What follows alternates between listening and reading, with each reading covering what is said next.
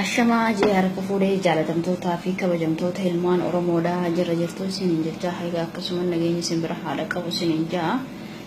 nuti nageellee hin qabnu gaafii takka hedduu dirqamsiise qeeroon biyya keessa har'a naaf jettee isaaf jettee kan hojjechaa jirtu keessattuu namoonni ergamtoonni wayyaaneedhaa Oromoo taatanii achi qabdanii rasaasa obboleeyyan keessanii dhawaa jirtan dhugaa dhiin Oromummaa isin haa qabu immoo yoo dhugaan saba keessaniif quuqamtanii warreen quuqamtoonni hoppiidiyoo hojii hojjechaa jirtan jechuudha wayyaan hojii hojjechaa jirtan hoppiidiyoon dhiifama rasaasa obboleeyyan keessan ilmaan Oromoo kan mirga keessan kabachiisuuf isin kabachiisuuf qabsaawaa jiru qeeroo biyya keessaa itti rasaasa achi qabdanii hin dhawinaa har'a meeqaan tamtu jira ka hanqina rasaasarraa kan ka'e meeshaa hiikkateen agaaziin tumaa jiran agaaziin ajjeesaa jiran hanqina rasaasarraa kan ka'e arra diinas saaxilamanii harka diinaa bu'anii qabamanii ajjeefamaa jiran hedduu jira rasaasa firii 50 isiniif kannan 5 hambifadhaa 45 ummata keessaniif kannaa boru seenaan isin yaadatti akka ijoollee Wallaggaa jechuudha qeeroo ijoollee Wallaggaatti warra mana yaalaa keessa dalagan akka nama qushaasha baasutti dawaa qushaasha keessa kaayanii qeeroo bosona jirtuu fi qeeroo bittaa ummanni garee kaayanii achi tajaajilaa jiran achi walaansa godhaafii jiran jechuudha toora fi biitii yeroo takka gizeen hubadhu waan dhagee akkasii seenaan isin hayaltu isin oppiidiyoon ummata keessaniif baasaa kannaa fi rasaasa obboleeyyan keessanii rasaasa hin dhahinaa himmoo warri quuqamtoonni hoppiidiyoo quuqamtoonni wayyaanii hojjechaa jirtan obboleeyyan keessanii rasaasa kannaa fi inni biraa immoo biyya Oromoo qilxuu keessatti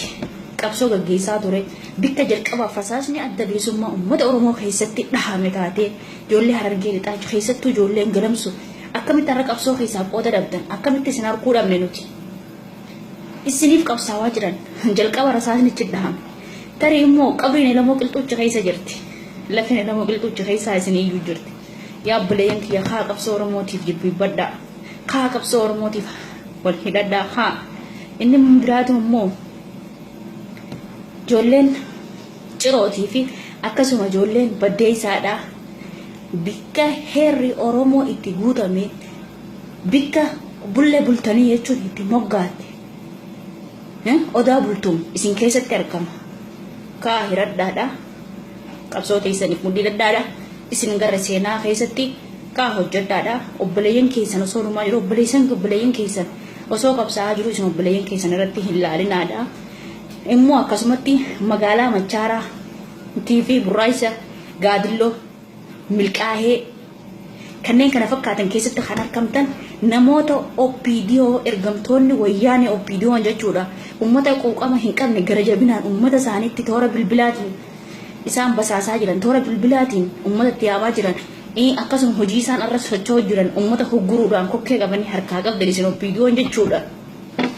tokko keessan maqaan na bira gahee jira toora FB haa ta'u toora bilbilaatiin haa ta'u maqaa keessanii fi suuraa keessanii fi bikka jireenya keessanii hanga dhalaa ga'u jechuudha ayyoota achi keessaa warra qusannaa maatii haa jettanii warra waan biraa haa jettanii keessattuu warreen ergamtoonni haadha Araddaatii fi maali Araddaa magaalaa Burraayisaa magaalaa Milqaaheedhaa magaalaa Gaadilloo hundi keessan na bira gahee jira jechuudha formishinni hundi ta'u takka naaf dhufaa jira himmoo والله وبالله ربي توكيتنا أمي خدجي بسمي خلقين سني خردي والله وبالله يو خلقن قرواج اسم فورم تنين أجيب من أنتو قماني من تلورو موتينج ورني أجي أمتا خينيا باستاني دينا لا تهجرتن هنچتي سبا خينيا باسو جرتن سورا ساتيس تورا FB كبات خجروس نجرا مقاسا سورا ساتي في جولة برايسا جولة بالقاهدة أكاس قادلو مچارا haga kan keessatti na bira gahee jira maqaan keessan suuraan keessan hojiin keessan wanni isin uummata irra yaadaa jirtan na bira gahee jira keessaa dhaabbattan dhaabbadha keessaa dhaabbachuu baattanii wallaalla dachiin tana fardi kana itti Oromoo bitaan kortus mirgaan kortus walgeettiin kooraadhaa itti Oromoo yeroo mahmaatu kanaaf nuti immoo duraan dursee ni qabsaa waan duratti huuftaa'ee dubbachuu iftaatee qabsaa'u jechuudha. Rakkoo qabsoota na keessa maaltu na mudata ummata kiyyaaf yoon dhaabbadhe seenaa akkamtu naa galmeeffama jettee beekuun dirqama jechuudha. Kanaaf hallubbuu tiyyaa lubbuu obboleeyyan kiyyaa san dura isaanirraa fidaa ummata kiyyaa fidaa biyya tiyyaa haa ta'u. Laakiin warri nu biraa galees hedduu jira sabboontoonni biyya keessa kan hidhaa gaalittii keessa jiranis kan qabsoo ummataa wajjin tiranis karaa aartiitii fi karaa qeeroo wajjiitinis hedduu jira jechuudha warri hojiin turre. Kanaaf himmoo wallahi wa billahi ana ma jirtu biyya keessaas jira qabadda isiniif haa galu jechuudha. Maqaa isaanii tarri seettanis suuraa isaaniitii wajjin isiniin dhiyeessa. Kanaafu himmoo Harargeen bahaa Awwadaayii fi gaara mul'ataatii fi Haroomayaa fi ijoollee calanqoo malee kanneen Harargee dhiyaa keessatti arguutti jiru waan hirnan tahin. Kanaafu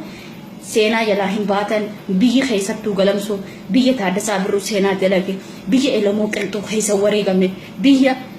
jalqabaaf rasaasni adda bilisummaa uummata Oromoo keessatti dhahame taatanii keessattuu Baddeessaa Ciroo galamsoo tatteessanii qeeroon wallahi seenaa jalaa hin baatanii. Kanaafu dogongoruus na uffalchaadhaa dhiifama an jalqabaa fiidiyoo waraabuu kiyyaasii na uffalchaadhaa dogongora kiyyallee akkasumatti jabaadhaan isin jaa injifannoon uummata Oromooti insha Allah ni bilisoomna rabbii wajjin.